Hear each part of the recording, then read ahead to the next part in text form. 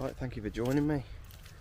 So today I'm in another area of my local woodland, and really we're going to try and do some macro photography. It's something I haven't tried yet on the channel with and I haven't tried with this camera yet, the Z6ii. I've got a Sigma 105mm prime lens. That's a macro lens, well known for taking good pictures from what I've seen from other people using it. So today that's going to be the mission. Thanks for joining me, and we'll see what we can find. See what small, like I'm looking for kind of like fungi, mushrooms, literally anything really, literally anything that just catches my eye.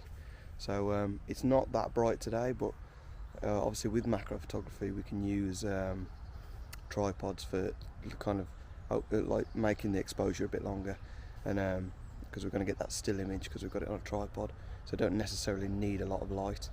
So hopefully it should mean that we're going to come away with something decent. It's just about finding that thing that you want to take an image of really, and how good you can make out of it.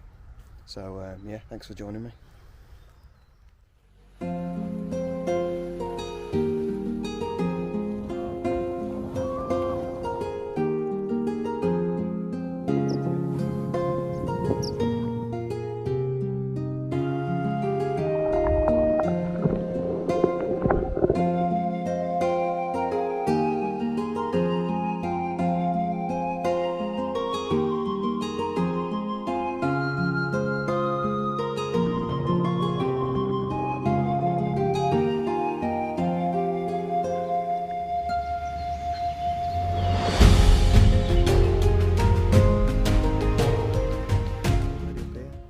I'm hoping that because of the moisture, inevitably there should be some types of fungi and stuff like that, and really we're just looking around these kind of areas to see what we can see what we can find that's miniature, that we can kind of turn into a kind of large subject and kind of bring the eye in, to make it look bigger than what it actually is really.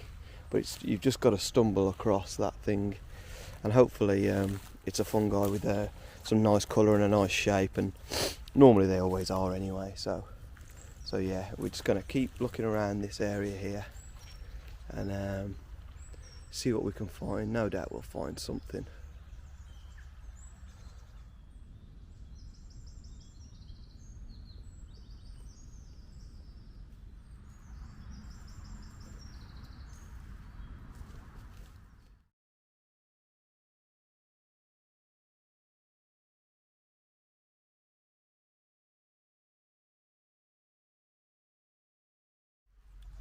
Sometimes I think macro photography for people who are into wildlife, and just even if you're just starting out, it's such a good thing to kind of get into, because you literally don't need to go anywhere sometimes. I've done so much photography just in the garden with macro photography, especially when the weather gets a bit better and there seems to be more insects about and things like that. Insects are good, obviously they're a small subject.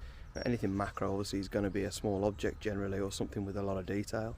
So really, you can literally go in the back garden and do it. That's what makes it so good. So even if it's just plants you're doing, not even necessarily insects or fungi or anything like that, just some plants look great on macro, in a macro format. So it's worth just having a play around, and it's probably the best environment to learn it really, before you actually go out and try and, you know, spend a lot of time going to different locations where you might find certain fungi or just something different.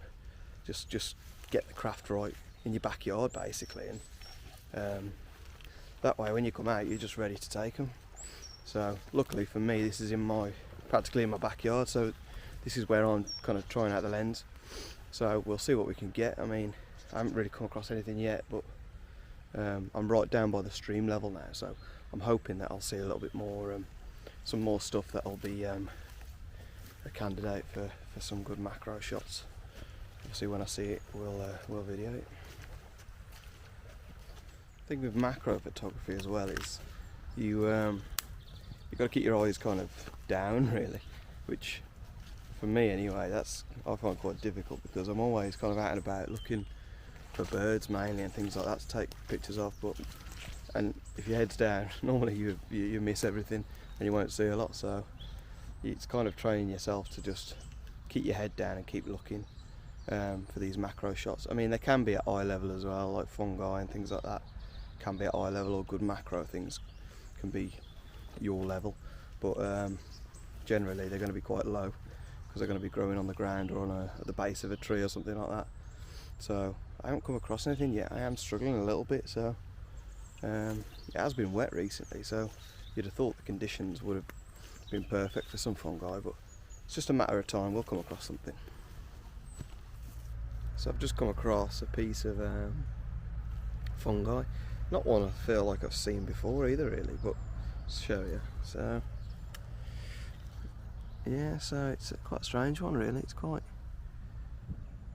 like dome shape underneath, and yeah, right along the trail here. I was walking from the other direction and I actually nearly put my hand on it as I was walking past, but it's in quite an awkward position to get a good picture really. So what I was thinking, you want to get the right angle, so you almost want to get that depth of field sometimes. So sometimes like a side angle like this, where you've got a blurred background and you've just got the fungi on the side of the tree with some quite nice bark actually. It's got actually quite nice markings up along the side of it, so we're going to try and get some shots of that, and I might try some focus stacking as well, perhaps, if I can. I've never actually done the stacking where you basically focus a few points through the image of your depth of field, and then you stack those images to make one clear image, so like all points are focused through the image, and then obviously the background is still blurred, which leaves for a really good depth of field, and the whole image and your whole subject is in focus, so it can lead to a nice image. So yeah, I'll take some photos of this and we'll see what we can get from it. I'll stick them on the screen for you.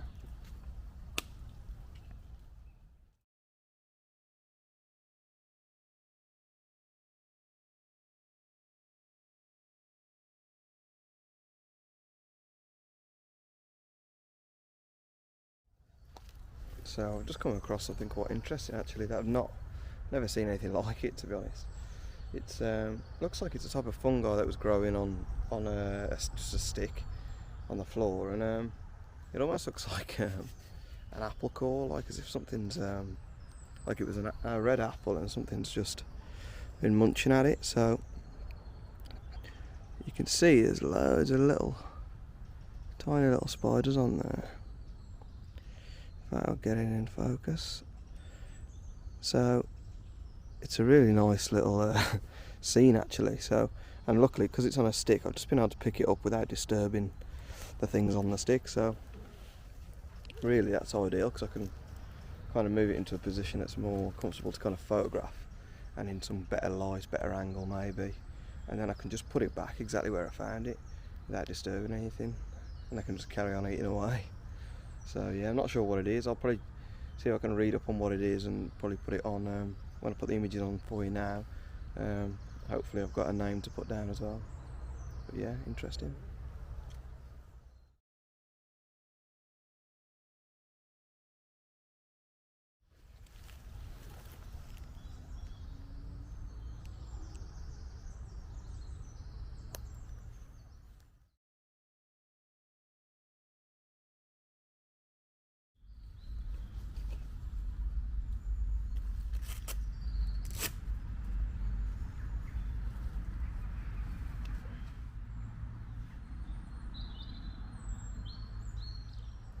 So I've actually come across again a piece like we come past before, but it looks like it's not been munched, so you can kind of get an idea of what it actually looks like if it's been left alone rather than being munched by those spiders. And it looks absolutely like fantastic for a macro photo, to be honest. So you can see it there, look, you can see how it's kind of supposed to be really, and it's in like a three-leafed like kind of position, and there's a lot of moss around it. There's a lot going on really. So I'll show you my setup. So obviously I've got the Sigma 105mm f2.8. It obviously goes down to f2.8, but I'm actually using it on 4.5 at the moment because I don't need all the light because I've got it on a tripod. So the tripod I'm using is the iFootage, actually, the Cobra 3. I haven't bought the carbon monopod with it. I've just literally bought the short, the foot, and the I've got like a newer video head, just a cheap video head really, and for nothing major, just for a light setup really. And I've just got it on there, and obviously you can see what angle I'm trying to take the image at, and yeah, so we can obviously see on the back here. Get the screen on. You can see what kind of image I'm trying to go for, very close up. I'm probably going to do quite a few images to try and get that stacking effect that I've not tried before, but something worth trying.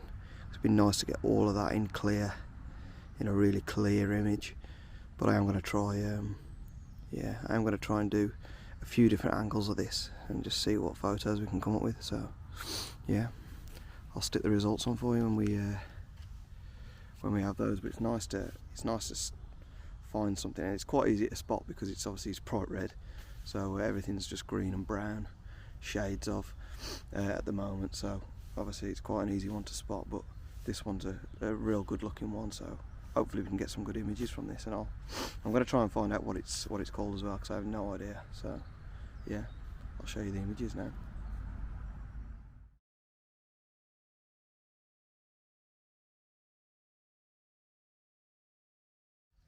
So I'm actually spending quite a bit of time on this one, just because I think it is going to be one of the better images of the day, so it's worth spending the time. Well, it is on any image really, worth spending the time on actually trying to get it right. So this one, I feel like I've backed it off a little bit, the camera, and it's just give it a little bit more space. And when you focus in here, you can see like it's great focused. It's absolutely fantastic from this angle. But we've also got other bits of interest, like you see that leaf in the background, the detail. There's just more about it because I've kind of flattened it off a little bit, so I'm not as high angle as I was before. I'm probably like at a 45-degree angle here, and backed off a little bit, let a few more subjects in on the image, and it just seems to have a better perspective and looks a bit better in my opinion. So, but obviously I've had the option to shoot both ways, so I can later on in post-production I can just choose which is a better image. Based on how it edits, because we all know sometimes they don't edit the way that you think they're gonna come out. But to me, looking at that, I'm gonna have good images from both perspectives anyway. But I feel like that'll be the perspective that I'm gonna prefer. But yeah, I'll let you guys decide which one you think is better. But yeah, I'll just show you the second perspective now and see if that's a better image.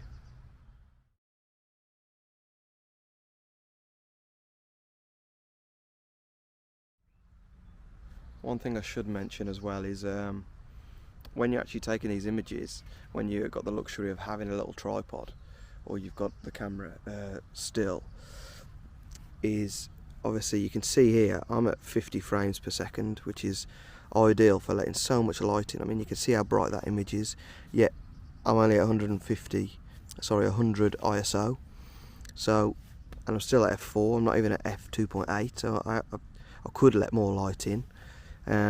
But if you can see how well exposed the image is, and look at the histogram there.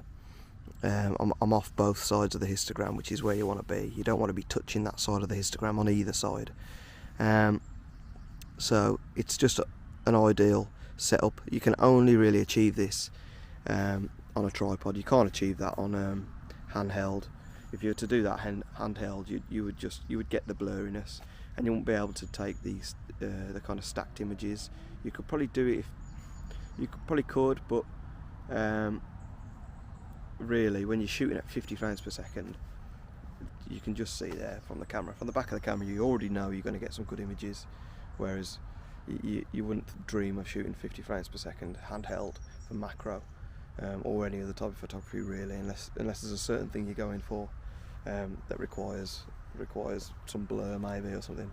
But yeah, so hopefully we get some good images from this.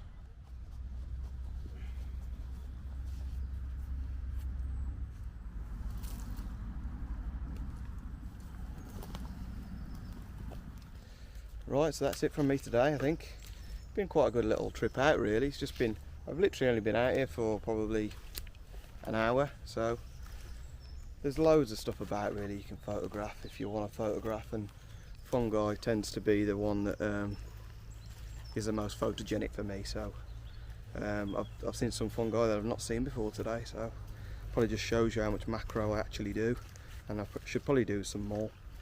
But hopefully you've enjoyed the images. Hopefully you've enjoyed the video and coming out with me today, and yeah, thanks for watching. We'll see you on the next one.